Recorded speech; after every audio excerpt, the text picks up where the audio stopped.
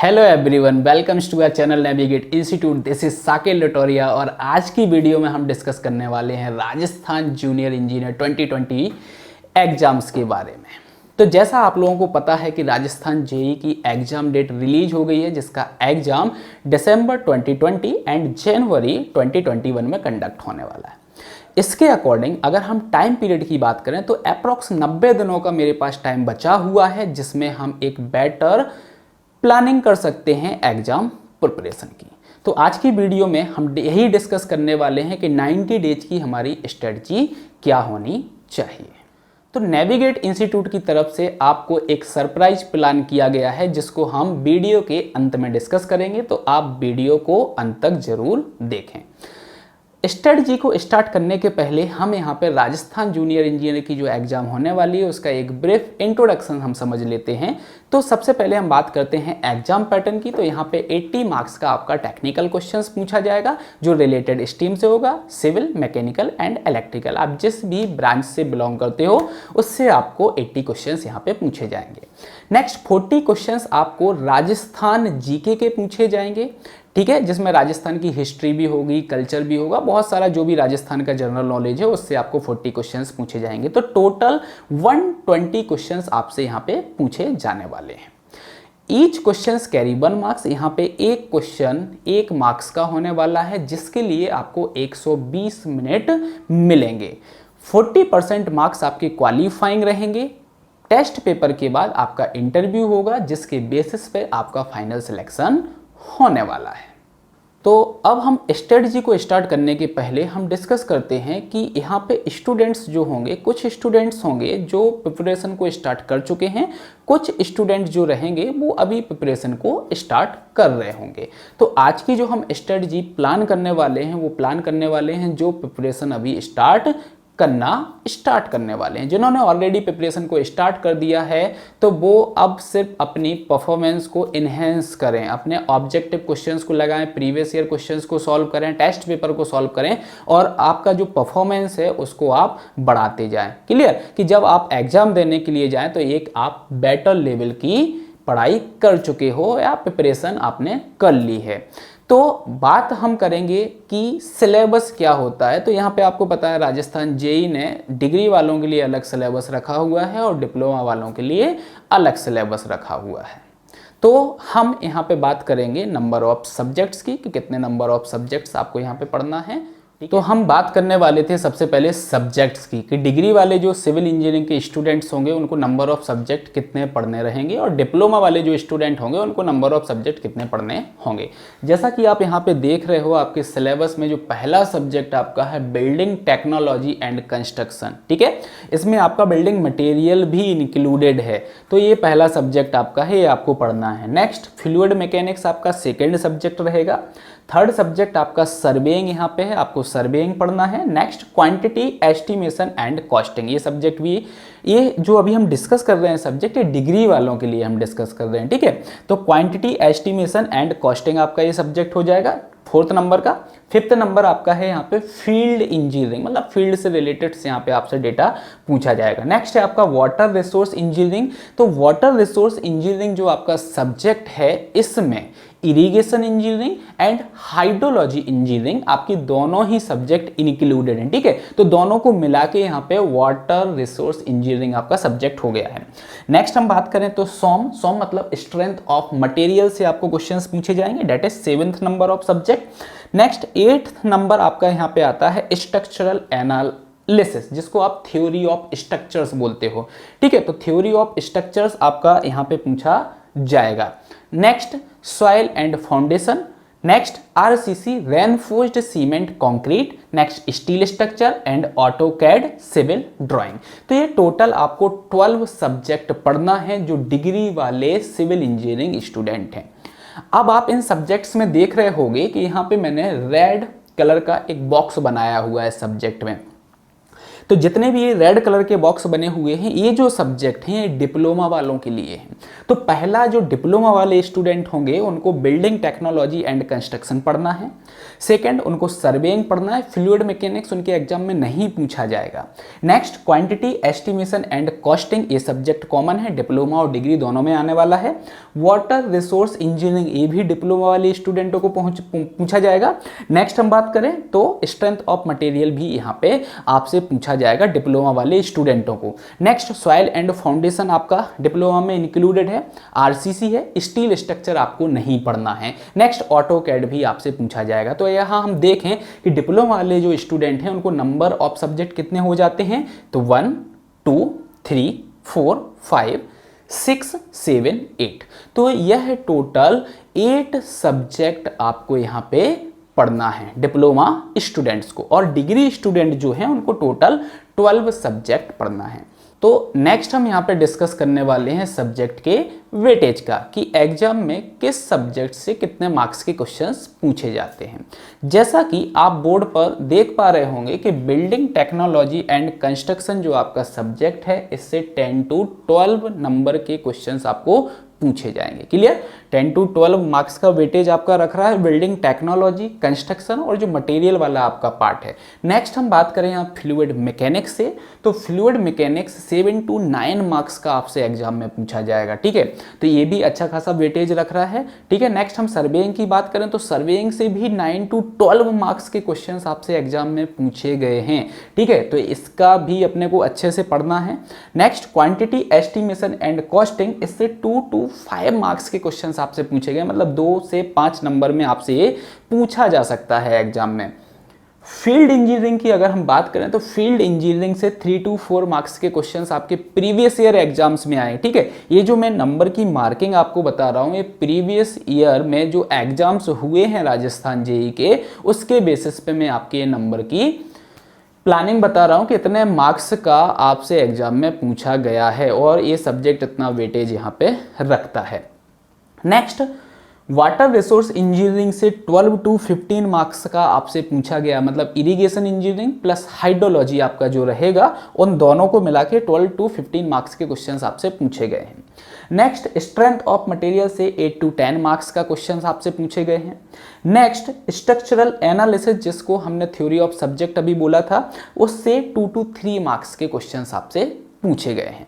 Next हम बात करें तो सॉइल एंड फाउंडेशन जो आपका सब्जेक्ट रहेगा, इसका भी अच्छा वेटेज है, इससे 10 to 15 मार्क्स के आपसे क्वेश्चन पूछे गए हैं।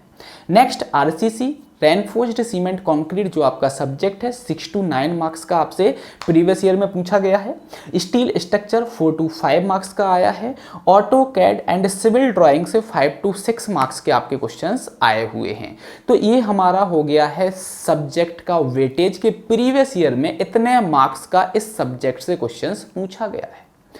अब इन मार्क्स के बेसिस पर हम यहाँ पे डिसाइड करेंगे कि मुझे किस सब्जेक्ट को पहले कंप्लीट करना है और कितना टाइम मुझे उस सब्जेक्ट को देना है। ठीक है, तो आप यहाँ पे देख पा रहे होंगे कि जैसे बिल्डिंग टेक्नोलॉजी एंड कंस्ट्रक्शन जो है वो 10 to 12 मार्क्स का है। फ्लूइड मैकेनिक्स 7 to 9 मार्क्स का है। सर्वेइंग 9 to 12 मार्क्स का है। ऐसे ही सॉम आप देख रहे हैं 8 to 10 मार्क्स का। Water resource engineering 12 to 15 marks का। मतलब ये जो सब्जेक्ट हैं, सॉइल मैकेनिक्स की बात करें तो देखो 10 to 15 marks, RCC 6 to 9 marks. ये जो सब्जेक्ट हैं बहुत ज़्यादा हाईली वेटेज यहाँ पे रख रहे हैं। सेकेंड चीज, अब हमारे पास यहाँ पे अवेलेबल है ओनली 90 डेज।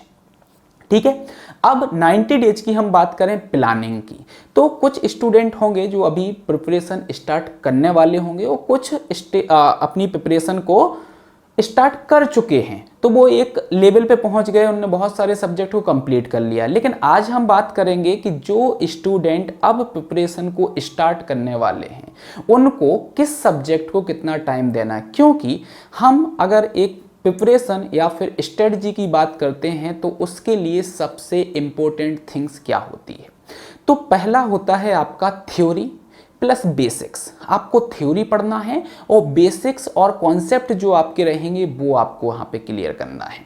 सेकंड हम बात करें तो वो होता है आपका सब्जेक्ट वाइज एमसीक्यू क्वेश्चन को सॉल्व करना। जो आप सब्जेक्ट कंप्लीट करते जा रहे हो उसके टोटल आप एमसीक्यू जो मल्टी चॉइस क्वेश्चंस होंगे वो आपको सॉल्व करना है। नेक्स्ट इंपॉर्टेंट होता है प्रीवियस ईयर क्वेश्चंस, कि प्रीवियस ईयर एग्जाम में कौन कौन से क्वेश्चंस आपसे पूछे गए हैं तो उनको सॉल्व करना। और लास्ट जो होता है जब आपकी पूरी कंप्लीट प्रिपरेशन हो जाती है, FLT full length test paper, या हम बात करें टेस्ट सीरीज की, जहां पे आप अपने परफॉर्मेंस को देख सकते हो कि आपने जो मेहनत की है 90 दिनों में पढ़ा है तो आपका वहां पे रिजल्ट क्या आ रहा है। अपने आप को आप एनालिसिस वहां पे करते हो और कुछ चीजें अगर आपकी छूट गई हैं तो वहां पे आप अपनी उन टॉपिक्स को कवर अप कर सकते हो। तो अब यहाँ पे हम बात करते हैं 90 डेज की। तो 90 डेज में से यहाँ पे अगर मैं अपने अकॉर्डिंग बता रहा हूँ कि आपको कैसे करना है तैयारी, तो लास्ट के जो 15 डेज हैं आपके, उन 15 डेज को मैं रिजर्व कर देता हूँ फुल लेंथ टेस्ट पेपर के लिए और प्रीवियस ईयर क्वेश्चन को सॉल्व करने के लिए। देखो टेस्ट सीरीज है, मोस्टली आप 3 to 5 test paper, full length test paper यहाँ पे दोगे तो आपको बस वहाँ पे क्या करना है, आपको ही पता है। एक टेस्ट पेपर आप दोगे, उससे आप अपने परफॉर्मेंस को क्या करोगे, देखोगे कि आपका परफॉर्मेंस क्या है, आपने कितना टाइम यहाँ पे लिया है, ठीक है, और कौन सा ऐसा क्वेश्चंस है जो आपसे नहीं बना या फिर वो कॉन्सेप्ट आप भूल गए हो तो उसको रिवाइज करना है। तो मिनिमम 2 दिन तो आपको एक टेस्ट पेपर में लग जाएंगे। तो इसके अकॉर्डिंग अपन ने क्या बोल दिया है कि लास्ट के जो 15 डेज हमारे रहेंगे वो रिजर्व हो गए हैं। अब हम बात करेंगे ओनली 75 डेज की। इन 75 डेज में मुझे अपने सब्जेक्ट की थ्योरी भी पढ़ना है और subject wise multi choice questions को भी सॉल्व करना है। कैसे करेंगे, तो 75 डेज मेरे पास हैं और हम बात कर रहे हैं अब टोटल नंबर ऑफ सब्जेक्ट्स की। तो अगर हम डिग्री वालों की बात करें तो 12 सब्जेक्ट यहाँ पे डिग्री वाले स्टूडेंटों को पढ़ना है, ठीक है। और डिप्लोमा वालों की अगर मैं बात करूं तो अप्रॉक्स आपके यहाँ पे 7 या 8 सब्जेक्ट आ रहे हैं जो डिप्लोमा वाले स्टूडेंटों को पढ़ना है। तो सबसे पहले हम यहाँ पे बात करते हैं अभी डिग्री वाले स्टूडेंट्स। तो अब अगर हम डिग्री वाले स्टूडेंटों की बात कर रहे थे तो 75 डेज को अगर मैं नंबर ऑफ सब्जेक्ट से डिवाइड करता हूं तो अप्रॉक्स 6.2 डेज यहाँ पे आते हैं। तो यहाँ पे हम कंसीडर कर लेते हैं कि पर सब्जेक्ट मुझे 6 डेज मिलने वाले हैं 75 डेज में। क्लियर, टोटल 75 डेज हमारे पास हैं, उसमें पर सब्जेक्ट मुझे 6 डेज का टाइम मिल रहा है जिसमें मुझे थ्योरी पढ़ना है, बेसिक्स को क्लियर करना है, ठीक है, और यहाँ पे आपको सब्जेक्ट वाइज क्वेश्चंस को सॉल्व करना है। अब हम डिप्लोमा वाले स्टूडेंटों की बात करें तो डिप्लोमा वाले स्टूडेंटों को अप्रॉक्स 8 सब्जेक्ट यहाँ पे पढ़ना है जो सिलेबस में दिए गए हैं। तो उनके अकॉर्डिंग अगर हम 75 डेज को 8 से डिवाइड करते हैं तो यहाँ पे अप्रॉक्स 9.3 डेज का आपको टाइम मिलता है। तो हम मान के चलते हैं कि पर सब्जेक्ट मुझे 9 डेज का समय यहाँ पे मिल रहा है। अब आप लोगों को भी पता होगा कि कुछ सब्जेक्ट इस सिलेबस में ऐसे भी हैं जो 6 दिन से कम डेज में भी आपके कंप्लीट हो सकते हैं। तो हम सबसे पहले यहाँ पे उन सब्जेक्ट्स को पढ़ेंगे जो हाईली वेटेज सब्जेक्ट हैं। जैसे हम यहाँ पे डिस्कस करें बिल्डिंग टेक्नोलॉजी एंड कंस्ट्रक्शन, ये 10 to 12 मार्क्स का आपके आने वाला है। लेकिन आपको पता है कि 75 डेज में से आपको 6 डेज अप्रॉक्स मिलने वाले हैं। देखो ये पूरा का पूरा आपका है थ्योरेटिकल, ठीक है। तो अगर आपके पास नोट्स हैं या आप किसी बुक को प्रेफर कर रहे हो तो आप थ्योरी और कॉन्सेप्ट्स को पढ़ें। अब यहाँ पे 2 चीज़ें हो सकती हैं, या तो आप पहले 6 दिन में से आपके जो भी स्टार्टिंग के डेज हैं 4 डेज में आपने पूरे सब्जेक्ट की थ्योरी और बेसिक्स को कंप्लीट कर लिया है, उसके बाद 2 डेज में आपने उसके पूरे ऑब्जेक्टिव को सॉल्व कर लिया जितना भी आपने वहाँ पे पढ़ा हुआ है। या फिर सेकंड ऑप्शन हमारे पास ये होता है कि हम जिस टॉपिक को कवर अप करते जा रहे हैं उस टॉपिक से रिलेटेड जो MCQ क्वेश्चंस बनते हैं उन MCQ क्वेश्चंस को हम सॉल्व कर लें, ठीक है। तो दोनों तरीके हैं, आपको जो बेटर लगता है आप वो यहाँ पे प्रेफर कर सकते हो। तो जैसे बिल्डिंग टेक्नोलॉजी एंड कंस्ट्रक्शन की बात करूँ, थ्योरेटिकली सब्जेक्ट है तो अप्रॉक्स मेरे अकॉर्डिंग 3 to 4 डेज में आपका ये थ्योरेटिकली और बेसिक्स जो रहेगा आपका कंप्लीट हो जाना चाहिए। क्यों? क्योंकि ये एक ऐसा सब्जेक्ट है जहाँ से MCQ क्वेश्चंस बहुत ज़्यादा पूछे जाते हैं। तो अगर आप यहाँ पे नंबर ऑफ क्वेश्चंस की प्रैक्टिस ज़्यादा करते हो तो आपको बेनिफिट रहेगा, ठीक है। नेक्स्ट हम बात करते हैं फ्लूइड मैकेनिक्स की। फ्लूइड मैकेनिक्स आपका थोड़ा सा हैवी सब्जेक्ट होता है और आपके प्रीवियस ईयर एग्जाम में यहाँ से छोटे छोटे न्यूमेरिकल्स भी पूछे गए हैं, तो आपको न्यूमेरिकल को भी यहाँ पे फोकस करना है। तो अप्रॉक्स यहाँ पे आपको 4 to 5 डेज लगेंगे कंप्लीट करने में, और आपको इसके ऑब्जेक्टिव भी लगाना है। तो मेरे अकॉर्डिंग ऐसा है कि अगर आप फ्लूइड मैकेनिक्स की स्टडी करते हो तो आप इसके ऑब्जेक्टिव भी साथ में लगाते जाएं। आप इसको रिजर्व ना करें कि लास्ट के 2 डेज में मैं पूरे फ्लूइड मैकेनिक्स के क्वेश्चन को सॉल्व कर लूं। यहाँ पे आप कर सकते हो बिल्डिंग मटेरियल में ये वाला ऑप्शन, ठीक है।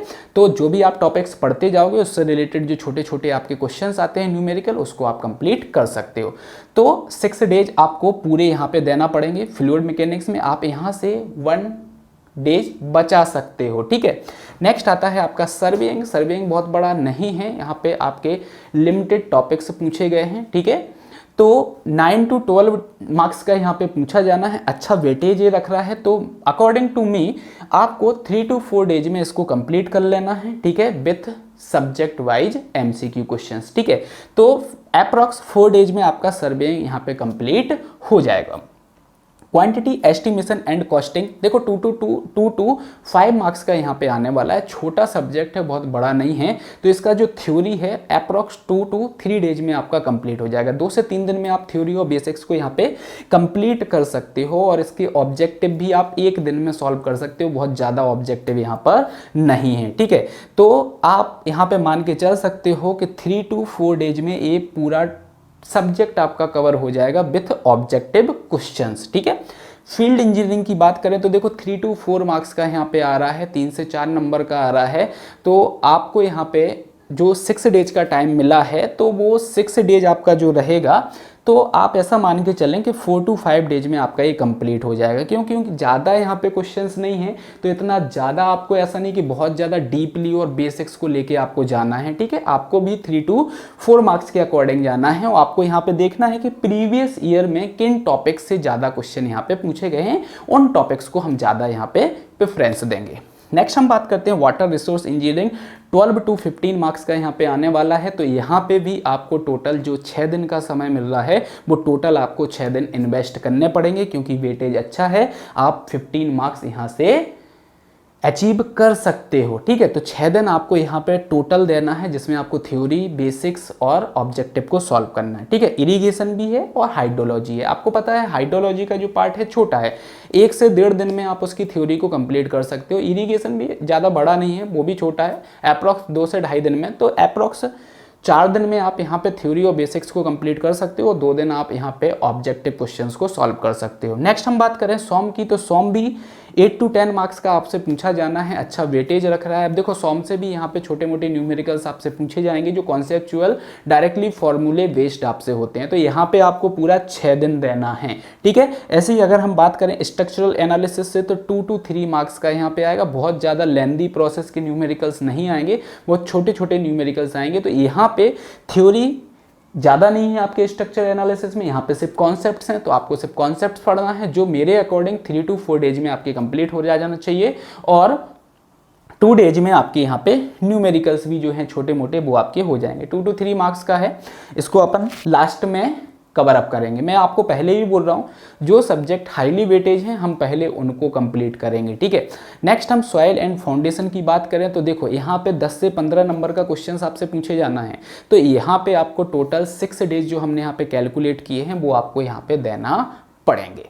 नेक्स्ट हम बात करें आरसीसी। आरसीसी 6 to 9 मार्क्स का आना है। तो देखो आरसीसी में भी बहुत ज़्यादा थ्योरी नहीं है। यहाँ पे इंडियन स्टैंडर्ड जो आपका आईएएस कोड होता है, उससे रिलेटेड जो रिकमेंडेशन है, रिकमेंडेशन यहाँ पे बहुत सारे आपसे पूछे जाते हैं। तो अप्रॉक्स 2 दिन में आप वो चीज़ें पढ़ सकते हो, अगर आपके पास कंटेंट है तो, ठीक है। तो 2 दिन में आपका ये कंप्लीट हो जाएगा थ्योरेटिकली इसका पोर्शन, और 2 दिन में आप इसके ऑब्जेक्टिव्स को भी सॉल्व कर सकते हो। यहाँ पे भी देखो फॉर्मूले बेस्ड क्वेश्चन आपसे पूछे जाएंगे, क्योंकि स्ट्रक्चर का ये भी सब्जेक्ट आपका है, ठीक है। और 6 to 9 मार्क्स का है, तो ये भी अच्छे से रिकमेंडेशन आपको पढ़ना है। स्टील स्ट्रक्चर की बात करें तो यहाँ पे भी आपको रिकमेंडेशंस दिए गए हैं, जो इंडियन स्टैंडर्ड आपका आईएएस कोड होता है उसके अकॉर्डिंग। तो अप्रॉक्स 3 डेज में आपके वो हो सकते हैं, और ऑब्जेक्टिव भी आप सॉल्व कर सकते हो। तो अप्रॉक्स 4 to 5 डेज में आप स्टील को खत्म कर सकते हो। देखो ऑटो कैड जो है, तो इससे 5 to 6 मार्क्स के क्वेश्चन आना है। जिन लोगों ने ऑटोकैड किया हुआ है या सीखा हुआ है उनको बहुत सारी कमांड्स के बारे में पता होगा कि कौन सी कमांड को हम किस पर्पज के लिए यूज करते हैं। यहाँ पे नॉर्मली आपसे क्वेश्चन भी यही पूछे जाएंगे कि इसको करने के लिए कौन सी कमांड का हम यूज करते हैं, या फिर ऑटोकैड की जो हिस्ट्री है कि ऑटोकैड जो सॉफ्टवेयर है वो किसके द्वारा डेवलप्ड किया गया है, कौन सा भी लेटेस्ट वर्जन चल रहा है, लेटेस्ट वर्जन में क्या नए अपडेशंस आए हैं, तो इस पर बेस्ड आपसे क्वेश्चंस पूछे जाएंगे। तो यहाँ पे हमने जो मेरे 75 डेज बचे हुए थे उसमें हमने थ्योरी को भी पढ़ लिया है और सब्जेक्ट वाइज क्वेश्चंस को भी हमने सॉल्व कर लिया है। अब आपके जो लास्ट के 15 डेज बचते थे उसमें आपको प्रीवियस ईयर क्वेश्चंस को सॉल्व करना है। अब आपको थ्योरी नहीं पढ़ना है, ना ही आपको बेसिक्स पढ़ना है। अब आपको सिर्फ प्रीवियस ईयर क्वेश्चंस को सॉल्व करना है और टेस्ट पेपर को यहाँ पे देना है कि आप कितना अच्छा परफॉर्म कर पा रहे हो। ठीक है, अब टेस्ट पेपर जब आप दोगे तो आप अपने आप को वहाँ पे एनालिसिस भी करना कि आपसे कौन से क्वेश्चंस नहीं बने और ये किस टॉपिक से थे, तो उस टॉपिक्स को आप वहाँ पे रिवाइज कर सकते हो। बहुत ज़्यादा टाइम नहीं लगेगा, कुछ मिनटों में आप वो टॉपिक्स को रिवाइज कर सकते हो क्योंकि हम ऑलरेडी उसको पढ़ चुके हैं। तो ये हमारी सब्जेक्ट बेसिस पे प्लानिंग हो गई है कि किस सब्जेक्ट को कितना टाइम देना है, थ्योरी पढ़ना है, सब्जेक्ट वाइज एमसीक्यू भी सॉल्व कर लिए, टेस्ट पेपर दे लिए हैं। ठीक है, अब यहाँ पे हमने डिस्कस किया था कि वीडियो के अंत में आपके लिए एक सरप्राइज नेविगेट इंस्टीट्यूट के द्वारा प्लान किया गया है। तो नेविगेट इंस्टीट्यूट एक स्कॉलरशिप टेस्ट कंडक्ट कर रहा है 12 सितंबर 2020 को, जिसमें फर्स्ट, सेकंड और थर्ड पोजीशन पे जो स्टूडेंट रहेंगे उनको वहाँ पे डिस्काउंट दिया जाएगा और 4 to 10 रैंक में भी जो स्टूडेंट आएंगे उनको भी यहाँ पे डिस्काउंट दिया जाएगा। आप देख सकते हो डिस्क्रिप्शन में उसकी लिंक आ रही होगी, वहाँ पे पूरा आपको डिटेल में बताया गया है, तो आप जाके वहाँ पे देख सकते हो। सेकेंड यहाँ पे सरप्राइज ये है कि जो बच्चे राजस्थान जेईई की तैयारी कर रहे हैं वो किसी भी स्टेट से बिलोंग करते हैं तो आप कमेंट बॉक्स में अपना व्हाट्सअप नंबर ड्रॉप कर सकते हो। नेविगेट इंस्टीट्यूट की तरफ से आपको उस व्हाट्सअप ग्रुप एक बनाया जाएगा, उसमें आपको फ्री गाइडेंस दिया जाएगा जिसमें नेविगेट इंस्टीट्यूट की टेक्निकल जो फैकल्टीज हैं, एक्सपर्ट्स हैं, जो आपको गाइड करेंगे। आप किसी भी सब्जेक्ट से रिगार्डिंग जो भी टॉपिक्स आपसे नहीं बन रहा है या आपसे किसी क्वेश्चन में डाउट आया है, उस डाउट को अगर आप क्लियर करना चाहते हो तो वो सारी चीज़ें आपको उस ग्रुप पर मिलेंगी। तो आप कमेंट बॉक्स में अपना व्हाट्सअप नंबर ड्रॉप कर सकते हो। अगर आप राजस्थान जेईई का सिलेबस भी पाना चाहते हो, आपको सिलेबस चाहिए, आपको कहीं से नहीं मिल रहा है या फिर प्रीवियस ईयर क्वेश्चंस आपको नहीं मिल रहे हैं, तो आप अपनी ईमेल आईडी को भी कमेंट बॉक्स में ड्रॉप कर सकते हो। तो उसके थ्रू आपको प्रीवियस ईयर के क्वेश्चंस पेपर और जो सिलेबस आपका है वो भी आपको प्रोवाइड किया जाएगा। और अगर आप गाइडेंस चाहते हो तो आपको डिस्क्रिप्शन में एक कॉन्टैक्ट नंबर दिखाई दे रहा होगा, तो उस कॉन्टैक्ट नंबर पे आप एनी टाइम कॉल कर सकते हो for free guidance. Thank you.